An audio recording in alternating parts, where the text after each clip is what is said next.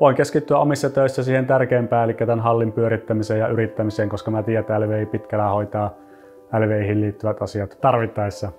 Nallisportti on iso urheiluhalli, meillä on noin 11 000 neliötä ja LVI pitkällä on tehnyt meille vuosien saatossa ihan isoista uudisrakennuksista täysin kaikki LVI-työt siihen liittyen sekä myös ihan todella pieniä yksittäisen lavuvaarin vaihtoa tai putken aukaisua, eli tosi laajasta laitaa. Suosituksen kautta kyllä jo oltiin kuultu, että pitkällä tekee laadukasta työtä ja tästä lähti meidän yhteistyö. No kyllä hyöty siitä, että LVI pitkällä ollaan käytetty, niin on se niin kuin nopeus ja se, että ollaan niin kuin pystytty, jos ollaan tilattu isojakin juttuja ja sovittu, että aikataulu on tämmöinen ja kustannus on tämmöinen, niin on pitänyt kiinni, niin kyllä se iso hyöty on siinä luotettavuudessa.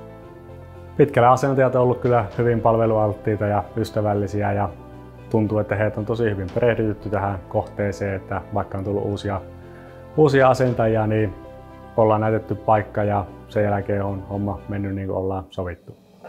Vuosien saatossa LVI pitkälle on tullut Nallisportti hyvin tutuksi, kun ollaan tehty tosiaan paljon näitä erilaisia juttuja ja muun muassa tuossa yhdellä padelikentällä, kun ilmalämpöpumput piti saada asennettua, niin helpotti kovasti, että siellä päässä tiedettiin, että missä se sijaitsee ja mitä pitää tehdä, jotta saatiin niin kuin asennus hoidettua. Että tästä on iso hyöty ollut. No positiivisesti on kyllä yllättänyt se nopeus.